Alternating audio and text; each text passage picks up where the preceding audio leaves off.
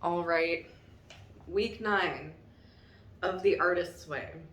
This is all about recovering compassion. So, the blocked artist is simply blocked. They're not lazy. You hear me, artists out there? You're not lazy. You just got some blockages that you have to work through. When you're blocked, you spend your energy on fear, jealousy, and self loathing. Oh boy, does that hit hard. Our fear of success, failure, and abandonment often begins in childhood. The guilt that we receive during childhood, usually from parents, teachers, religion, can lead us to this mindset of feeling like we need to be a great artist. The best way to combat this is to give ourselves permission to take baby steps and reward ourselves for taking those baby steps. The cure is love. I feel this so hard because I personally will just have these really big goals in mind, and it's hard for me to think of the small steps to get there because all I can think of is the importance of having achieved that now. But that doesn't really help me. And that kind of gets back to that whole being mindful, being present, enjoying the journey instead of just focusing on the destination. So the author says, when our goals are too big, that can instill fear in us, which then leads to procrastination. And yeah, that's it. You procrastinate and then you don't do it. So then she says that enthusiasm is greater than discipline. Enthusiasm is not an emotion, rather it is a spiritual commitment. Grounded play over work. And that's so important because I think art is essentially play. So the more that we can be grounded and focus on doing things that allow us to be in that playful flow state, the more eventually we're gonna get done. Because when you're in that flow state, time just flies instead of, feeling like you're working and drudging through something. So instead we should turn our workspace into a play space for our artist child to enjoy the process. The process is supposed to be fun. We should also make a commitment to our health. A productive artist is a happy person. We have to ask for help from people who are also doing what we want to do. Oh my gosh, that is so important. And this is something that I remind myself of a lot whenever I take on new endeavors. I go on the social media pages of people who are doing what I'm doing. I see if they offer master classes, or if they happen to have any tutorials, or if they have workshops. That's a really great way to get some momentum, to get some steps going into your process. So then the author challenges us to ask ourselves some questions whenever we're putting off taking on a new project.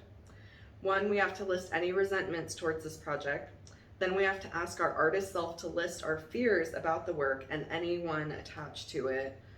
And I think this is really important. It's sort of a deepest fear inventory of what are you afraid of happening if you accomplish this? And a lot of the times, I think that we're just afraid of our own success, or we're afraid of failing, which you never know if you don't try, damn it. After you list all of your fears, ask yourself one more time, is that all? And then you have to ask yourself, what are you gaining by not doing the thing? Oh boy, I struggle with this so often because usually it's I'm not gaining anything by not doing the thing. I'm just gaining more self-resentment, more shitting on myself of oh, I should have just done that. Why was I putting it off? Then the final step is to make a deal. You take care of the quality and I'll take care of the quantity. In other words, just fucking do it. Just do it. So the tasks for week 9 was to reread your morning pages as if you are your own best friend. And when I read through mine, I was just damn, you got a lot of anxiety. You're an anxious hoe. But then also, I just felt a lot of, compassion for myself because it's when I do take the time to, write about my feelings, I'm able to like work through it, and then I get to this place where like I just start like encouraging myself, and I'm like, yeah, you can do it, make your own reality. And it's like I almost become my own cheerleader. And I've totally fallen off the morning pages, honestly. If I'm being honest, I have not been doing them. But whenever I do journal about my feelings, like, it's really helpful. So I guess I need to do that more often. Then the next step is to visualize and name your goal. So you start with the sentence, I am, and then doing your goal at the height of your powers, and then post it above a work area and read it out loud. Then you turn it into a vision board with pictures of you and a collage of magazine pictures that also represent your vision board. I don't have a printer, so like I didn't do this, but I do have a vision board from like magazine pictures, so you know, halfway there. Actually, I can make a digital one and make it my home screen on my phone. I should do that, actually.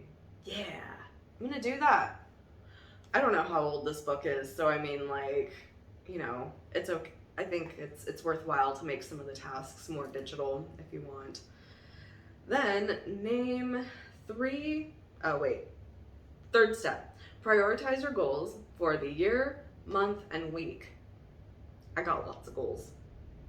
Then name 3 creative U-turns and consider if any of them can be rescued. I got back on my podcast, and with that, like, I just sort of adjusted my expectations, because for a while I was like, I'm gonna put out a new episode every week, and then I was like, that's too damn much. So now I'm like, you know, I can release a new episode like once a month, and that's good enough for me, and that's still being consistent. And another one is music. I fell off of music, and that makes me really sad. I have like a weird fear of making noise, so I don't know if I'm gonna work through that, but I'm trying. And then another creative U-turn is performing, but it's just, I actually have been performing more. It's just been hard with Miss Rona, but I'm finding my ways, so making it work. Then you're supposed to pick and mend 1 creative U-turn, notice your resistance. And I mean, like those 3 U-turns were like the ones that like I've been working on, but I noticed that my resistance with these is usually like low motivation and burnout, just because, yeah, shit's been hard, man. Shit's been hard. It's been a hard almost 2 years of being in a panini and having to work amidst a parallelogram and trying to survive capitalism, and that drains a lot of creativity personally. The final step for this week, I loved this one. Choose for yourself an artist totem, an item of protective fondness. Give it a place of honor, and honor it by not beating up on your internal artist child. Y'all, you want to see what mine is? I don't know if any of you are familiar with Sylvanian families. They're like these little toys. They're these little animals that are covered in felt, and they're adorable. And they were my favorite as a kid, and so this is my artist baby. It's a fucking baby! Look at this little baby cat. How can you be mean to that face? So whenever I feel creative and I'm like, oh, you're not good enough, I just imagine myself saying it to this. Wait. Look at it! Be nice! Be nice to it. Be nice to me! So, yeah, I'm baby. This is baby. That's week 9 of the Artist's Way. Tell me if you're doing this challenge and what you're getting out of it in the comments. Bye!